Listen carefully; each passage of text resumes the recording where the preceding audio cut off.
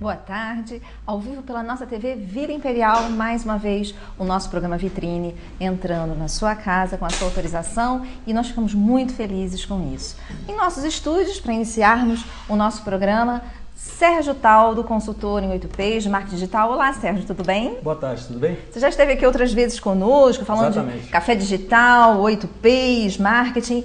E o Sérgio veio para falar de um tema muito interessante, que nós estávamos trocando algumas informações sobre economia da atenção. Sérgio, o que é economia da atenção? Diga-me. Bom, telespectador, muito boa tarde, obrigado por estar aqui mais uma vez. É o tema do momento também, dentre tantos outros, né? Inicialmente, o que seria economia? A gente parte em função de uma busca de uma economia própria, para obter o mínimo com o máximo. Atenção é a capacidade que o ser humano tem de parar e observar um determinado fato, ou coisa, ou pessoa, ou lugar. Então, economia da atenção. E aí se joga na mesa uma discussão sobre a questão do timeless versus o que é relevante. Dentro então, dessa hoje, concepção do que seja assim, desse universo, desse exatamente, mundo virtual. Ninguém tem tempo. O tempo é escasso, correria, todos, né, com milhares de coisas para resolver, situações inusitadas. E a gente parte para o debate do que realmente é relevante. Aí dentro disso tudo aí, a gente vê o quê? Um rápido crescimento do volume de informações. E a gente tendo que lidar com essa quantidade enorme de informações, com uma escassez de tempo e, obviamente, a nossa atenção se perde. Como é que fica esse processo de fazer essa seleção, separar o joio do trigo? Porque o que a gente tem observado, sem querer te cortar, mas só para fazer o aponte, nós temos observado uma evolução muito grande na usabilidade, na descoberta de novas formas de utilizar-se das redes sociais, de utilizar dos recursos da inovação, as nuvens, tudo agora são nas nuvens, né? Até aproveitando uma analogia, nós temos, acho que um restaurante na cidade chama-se nas nuvens, né? Nuvens. Enfim, e como é que fica? Já existem novos processos ou procedimentos ou alguma proposta para fazer com que essa separação do joio e do trigo seja possível para cada indivíduo? Pois é, isso existe. Trouxemos aqui algumas referências que a gente vai apresentar a vocês aqui. Inicialmente nós temos esse livro aqui do Steve Krug, Não Me Faça Pensar. Bom. Uma abordagem de bom senso à usabilidade na web. Então, seria o quê? A pessoa simplesmente olhou uma página, olhou um site, clicou, fez, aconteceu, está pronto. As pessoas também podem correr num sério erro de não pensarem mais. Na realidade, aquilo que é cognição, aquilo que é importante a nível cerebral, aquilo que leva um ser humano a se diferenciar do outro é o quê? Exatamente a capacidade de pensar. Porém, a questão de não me faça pensar é você trabalhar em termos gerais e de aspectos gráficos para entrar numa página e imediatamente fazer aquilo que se quer. Objetivamente. Objetivamente. Que, na verdade, facilitar a caminhada, o processo dentro dos recursos das redes sociais e dos sites. Aí o processo da subjeção ou do subjetivismo, né, que é muito pessoal de cada ser humano, vai ficando um pouco de lado. Então, disse o seguinte, na realidade, aquilo que a pessoa pensa ou aquilo que você entende não é tão relevante. Em função do volume de massas de pessoas que vão a um determinado tópico que muitas das vezes não é exatamente aquele tópico que te faz pensar. Mas você está falando dessa questão, né, da subjetividade, né? É fato, e nós temos aí neurocientistas, várias pesquisas, já apresentando alguns resultados, claro que são resultados parciais, né, porque as pesquisas demandam aí 10 anos, então, mas os projetos já encaminhados, esses resultados parciais, revelam uma mudança nas sinapses, nas construções, nas nossas formas hoje de pensar, né, que essas conexões têm sido feitas de formas distintas. Certo. E que essa nova geração que está chegando aí, né, Deus sabe como estarão fazendo essas conexões. Aí você trouxe também um livro muito interessante, que eu acho que você, não sei se você já fez essa leitura. O que a internet está fazendo com os nossos cérebros? A geração superficial. O que você pode falar desse livro? Pois é, esse autor, o Nicholas Carr, ele foi um autor que publicou um dos livros, né, pioneiros em termos assim de computação em nuvem. Então o Nicholas Carr escreveu esse livro aqui exatamente sobre o seguinte ponto principal que ele menciona aqui. Ele estava chegando à conclusão de que ele não conseguia mais raciocinar e determinadas tarefas eram tão automatizadas que ele não conseguia mais simplesmente ler um livro, ler uma revista, observar um pôr do sol ou simplesmente dar 3 ou 2 minutos de atenção ao que a esposa dele dizia, ou que os amigos, ou que os próprios companheiros de trabalho diziam a ele. Então ele verificou, através de um estudo científico, que o cérebro, em termos assim computacionais, conectado à máquina, exige cada vez mais cliques, cada vez mais informações, cada vez mais capacidade de processamentos, em detrimento a questões básicas do cérebro, que são questões humanas, né? Atenção, emotividade, carinho, amor, afeto, e que você tem que ter um balanço muito interessante ou muito tênue em relação a esse ponto que seria como se fosse um muro, né? Para que você não caia tão no campo da computação, esquecendo a questão humana. Deixa eu falar, você que está trabalhando com isso diretamente e provavelmente você deve ficar 24 horas plugado. Menos. Bem menos. Pois é. Eu particularmente não sei, eu tenho aí dada a minha percepção, né? Antes de entrar no ar, eu estava comentando. A minha vida física, em contraponto à vida virtual, vamos dizer assim, né? A minha vida física, ela já me demanda tanta atenção, tantas coisas, e até mesmo nesse nosso dia a dia, essa questão desse conceito da falta de tempo, porque nós fazemos muitas coisas simultaneamente. Não, quer dizer, como falou, eu, por exemplo, eu estou lendo 4 livros simultaneamente. E no final, a sensação é de que eu não estou lendo livro nenhum. Exatamente. Né? Porque a questão da atenção, né? Mas eu me forço a fazer a leitura de 4 publicações simultaneamente. Por causa dessa angústia de que a produção ela é muito intensa e você tem que estar sempre atualizado.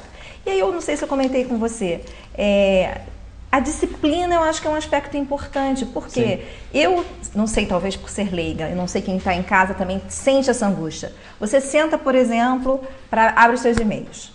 Se você recebe as atualizações do Facebook no seu e-mail, se eu me propus a sentar para atualizar os meus e-mails, automaticamente já tenho 10, 15, 20, 30 mensagens de Facebook, me remetendo ao Facebook.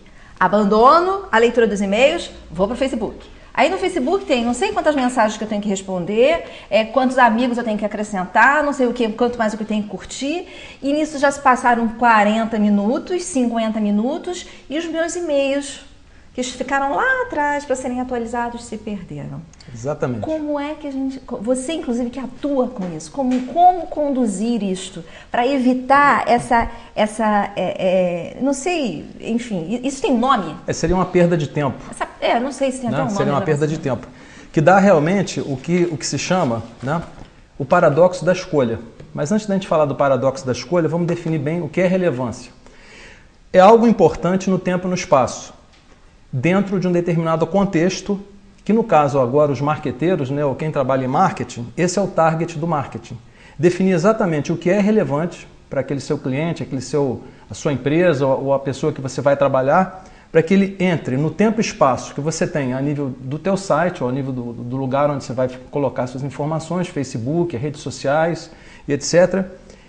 E ir lá através de um contexto e clicar e ter o que se chama de lead. Quer dizer, você vendeu, fez uma venda, ganhou um amigo, né? Então, aquela história, conteúdo é rei, mas um contexto no qual você está colocado é igual a colaboração. Entramos na época da colaboração ou da web 2.0. Aí sim, colaboração é rainha. Mas olha só... Então, conteúdo é rei, mas o contexto é igual a colaboração, que passa a ser a rainha. Tá, e aí nessa soma final, o que dá? É igual aqui? Aí na soma final, o que você tem que intimamente? Aí é uma posição que eu defendo. A gente não pode perder a questão exatamente cognitiva, humana de cada um. Cada um vai definir exatamente o que é relevante, o que é importante. Por exemplo, eu tenho lá, todas as mensagens via Facebook chegam diretamente no meu e-mail. Segundo as pesquisas, o e-mail é o principal ponto de acesso de todas as pessoas ainda. Apesar de existirem todas as redes sociais, a internet, o cloud. Primeiro, você centraliza tudo no seu e-mail e aí sim, você vai lá, recebeu 300 mensagens. 200 são não tão importantes. 100, você seleciona, de 100 você separa 50, que seriam um pouco mais importantes, de 50 sobram 10. Ontem à noite, por exemplo, eu recebi o seu e-mail. Né? Abro o e-mail da Kátia porque tenho uma entrevista no dia seguinte, então precisei preparar o meu resumo, o meu briefing. Então é importante, é relevante. ao chegar em casa, né, determinadas listas de acesso, determinados grupos dos quais eu participo, se eu chego à conclusão que não são tão relevantes ou tão importantes, eu saio temporariamente. Né? Mas uma estratégia é não chutar, do not kick. Não chutar, mas... Não chutar, não jogar fora, porque a pessoa automaticamente vai lá e se desinscreve. Você poderá, num futuro próximo, necessitar dessa informação. E citando a Marta Gabriel, assine tudo, faça tudo, se inscreva em tudo, saiba de tudo, receba tudo, aí sim você vai usar o teu filtro. Mas, pois é, essa questão do filtro, né? Pela própria situação, pelo contexto, eu como profissional de marketing, eu já até estava questionando assim, meu Deus, outro dia eu estava vendo um mail tentando entrar em contato com os alunos, mas gente, como que alunos de graduação, de marketing, não atualizam constantemente? Porque é importante você estar sabendo de tudo que está acontecendo. Sim. É uma característica, é uma competência, né, essencial, especificamente, não sei, também provavelmente de outras formações, mas eu estou falando especificamente do marketing. Então, eu particularmente faço isso, né? Então, nas áreas afins, nos conteúdos pertinentes e relevantes à minha formação, ao que me interessa, ao meu universo, eu me cadastro, recebo informações. Só que, efetivamente, esse processo de garimpagem já te demanda, porque o volume é uma enxurrada. Sem falar que, por mais que exista a questão do opt-in, opt-out, o marketing de permissão já consolidado, né, se tornando algo essencial. Peça permissão, bata antes de entrar, peça permissão antes de enviar uma mensagem. Eu já fiz vários testes e, invariavelmente, às vezes eu recebo muita coisa. Falei, mas eu tenho certeza que eu não me cadastrei nesta empresa, nesta organização, nessa lista, neste grupo. Então, quer dizer, ainda existe essa questão, né, da invasão, né, da interrupção, da intrusão, que ainda é uma prática que não é bem vista, mas ainda ocorre. E existe uma questão que, de repente, eu estou jogando para você, que é a questão, esse papo da colaboração. Sim, lógico. Exemplo, Café Digital, nós temos lá o nosso Café Digital. Temos mais de 700 participantes no momento. Tá, eu não sei se vai ser a minha... Alguns saíram, outros pediram para entrar, né? E o Café Digital tem um certo movimento. Pois é, nesse movimento, aí eu acesso lá frequentemente. Ao mesmo tempo, a história da colaboração, né? Uma rede social, ao mesmo tempo em que pessoas colaboram com coisas extremamente relevantes, você tem um acesso de pessoas que trazem outras questões nada relevantes. Que não são do contexto do Café Digital. Existem ferramentas, mecanismos para... Nós criamos uma espécie de política de boa vizinhança, né? Um manual de boas normas. Né? Algumas pessoas não utilizaram, aí voltaram a postar. Né? Eu, como coordenador ou como organizador do Café Digital, não dei um gancho, digamos assim, não puni. Quer dizer, gancho punir, né? Postei novamente a informação, entrei em contato por mensagem direta, informando que a ideia do Café Digital é divulgar as informações do marketing digital em Petrópolis, dentro da Universidade Católica de Petrópolis, ampliando em reuniões, também outros escopos. Em reuniões mensais, ampliando outros escopos, inclusive empresariais, né, de parcerias. As pessoas voltaram a postar de novo. Aí eu tentei falar mais uma vez, postei novamente o manual de boas normas e pelo menos de umas 2 semanas para cá as pessoas têm entendido. Que eu acredito também que você posta o manual de boas normas, composto de 2, 3, 4 páginas. Dentro da questão da relevância, ele vai guardar aquele e-mail dentro de uma pastinha lá embaixo. Então ele vai ler amanhã. Amanhã ele não conseguiu ler, depois de amanhã ele não leu. Daqui a uma semana eu posto novamente. Aí ele, poxa, isso é relevante, o Sérgio está postando, até que ele lê. Então, se ele for postar algo dentro daquele escopo do marketing digital, ele está dentro. Porque algumas pessoas não postaram mais. Tipo assim, venda de produtos, venda de alfinetes, questão política em Petrópolis, né, que é até importante dentro da nossa região, mas não é o escopo do Café Digital na UCP. A gente defender a questão política, por exemplo, a questão de Itaipava, né, das enchentes. É interessante, pode até trazer o assunto ali, mas não é o escopo, o objetivo do Café Digital. E na verdade esse seria um único procedimento, desculpa porque eu sou leiga, claro. Esse seria o único procedimento dentro das ferramentas disponíveis em redes sociais para evitar esse tipo de interrupção, vamos dizer assim. Porque é como se nós estamos aqui falando, né, da questão do digital, né, das relações nas redes sociais, a questão da economia, da economia da atenção, E aí chega uma pessoa que invade o nosso papo e diz assim, olha só, eu estou vendendo uma bicicleta ali fora, vamos dar uma olhada. Só esse procedimento de você apresentar um manual de boas práticas, de boas normas de conduta, ou existem outros mecanismos que podem ser? Existem os tais filtros, né? Você pode filtrar, né? Se a pessoa postar, automaticamente a mensagem não será publicada. Mas aí cada vez mais o homem ficará escravo, digamos, de um filtro. Se a gente perder a regra do filtro, digamos, com 1000 pessoas, você não vai saber dentro dessas 1000 pessoas quem postou e quem não postou. Então, eu particularmente, do Café Digital, se não me falha a memória, eu tenho todas as mensagens recebidas desde o primeiro post. Então, eu tenho uma pasta no meu Outlook 2000, né, com todas as mensagens que foram enviadas e todos os comentários. Certo?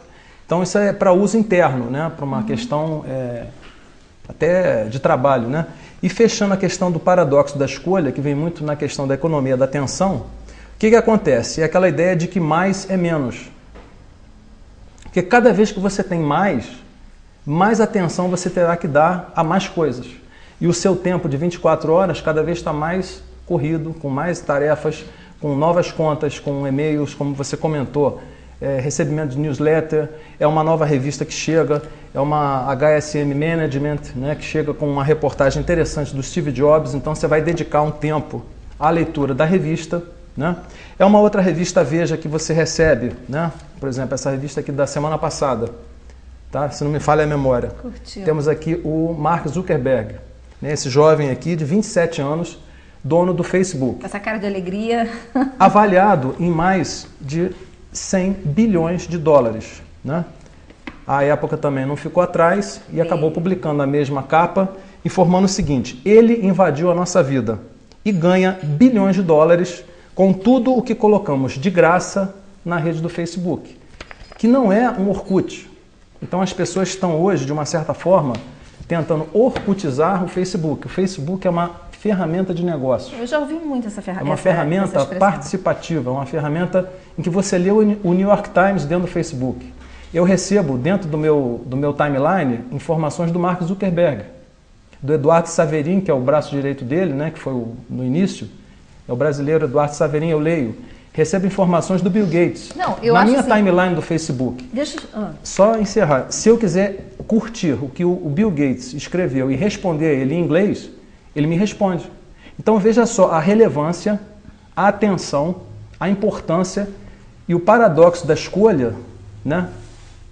Na minha escolha de pegar exatamente o post ou do Mark Zuckerberg ou do Bill Gates e responder. E receber a resposta dele e retrucar comentando. Olha só, eu acho que ainda tem muito que evoluir, temos muito que acertar e acomodar, mas só assim, essa questão do Facebook não tem como, realmente nós temos que nos render, né? Saiu na Veja da semana de 22 de fevereiro, pressão virtual, consequência real. Falando que os internautas criaram um grupo, o grupo chama-se Julga Mensalovski, que na verdade o juiz estava querendo passar o julgamento do mensalão para 2013.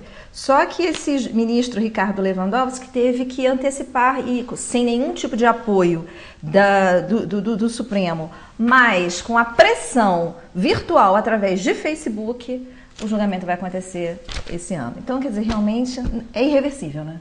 Eu acho que é irreversível. Existe uma propaganda da IBM, né?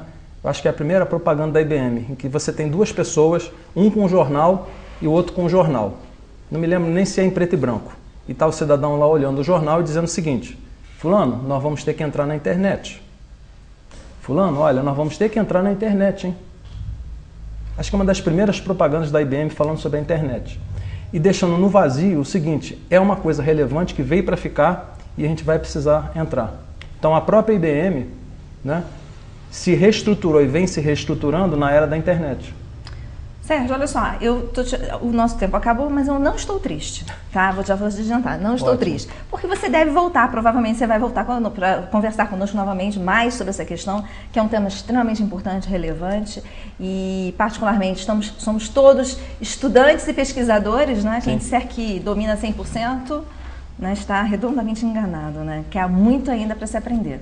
E aí eu te pedi essa gentileza, porque não deu tempo de nós vermos essas referências aqui, mas vamos fazer uma resenha no nosso próximo encontro? Com certeza. Eu gostaria de encerrar com uma frase, que é um chamado de atenção a todas as pessoas. É uma frase de Marshall McLuhan. Os homens criam as máquinas e as ferramentas. As ferramentas ou as máquinas recriam os homens. Então a gente tem que jogar esse debate para saber até onde as máquinas que os próprios homens criam ou criaram estão recriando ou criando o próprio homem. Quer dizer, aonde nós queremos chegar. Fica aí a reflexão. Sérgio, muito obrigada pela tua presença. Uma ótima tarde. Nós vamos para um pequeno intervalo de volta.